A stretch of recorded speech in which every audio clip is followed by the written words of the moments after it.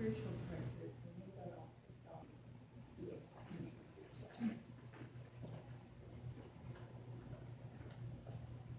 Well, good morning.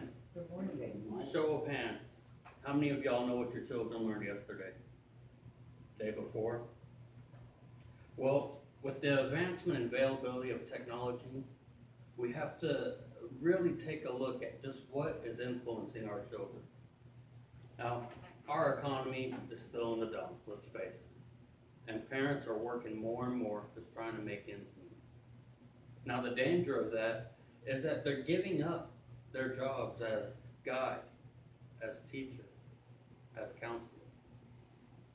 In an increasingly secular and chaotic world, it is now more important than ever for parents to instill biblical values that the school system will not. Now, parents working more and relying on the public school system to be the morally compass, something it was never intended for, is becoming more common. Now, because of this, parents and bureaucrats alike are calling for policy to regulate what the schools are teaching. Now, schools, an entity of the government, can only teach the laws that are of the governing laws.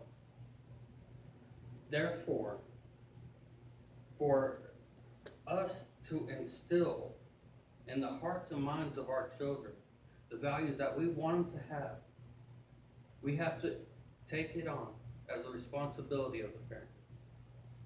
Now, the absence of this parental responsibility leaves a void.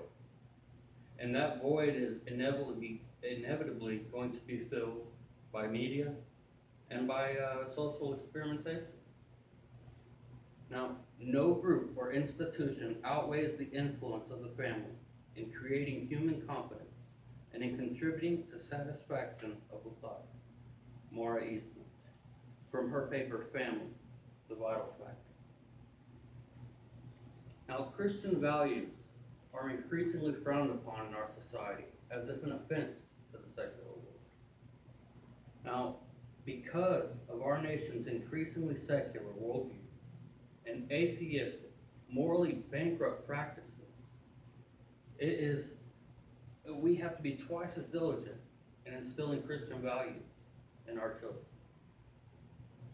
Now, Proverbs 22:6 says, "Train your children in the way they are to go, and when they are old, they will not stray." Malachi 3:6 states that, "For I, the Lord, do not change." Therefore, we can rely that the principles found in the Bible are still true today. And our values based on those principles are never going to be outdated and will never be inapplicable, as so many would have you believe. Now, if we intend on seeing our traditions continue, traditions of family, traditions of sanctity, of sobriety, of service, traditions of faith, then we must become intentional on instilling those values in our children today. I'd like you to picture your great-grandchildren. Now, we don't know exactly where they're going to be. We don't know exactly what they're going to be doing. We don't even know for sure what they're going to look like. But we all have one thing in common when we picture them. We picture them healthy, and we picture them happy. Now, what must we do to ensure our future generation has every opportunity possible for a fulfilling and blessed future? Noah said in Deuteronomy 6:7, after giving the commandments to the Israelites, he said, "Recite them to your children and talk about them when you are at home, when you are awake, when you rise, and when you lie down." Noah gives us these crucial parts of the day that so often go to waste because of distractions. They go to waste because of music, cell phones, because of games. And I could go on, but I'm pretty sure you get it. Now, Ephesians 6:7 says, "We are to raise them in the discipline and instruction of the Lord."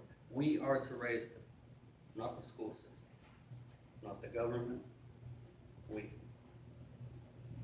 Once again, it is now more important than ever for parents to instill biblical values that the school system simply will not. That 5-minute car ride might make all the difference in the world. Whatever time you spend teaching your children, it takes effort. And the right lesson is always intentional, never accidental.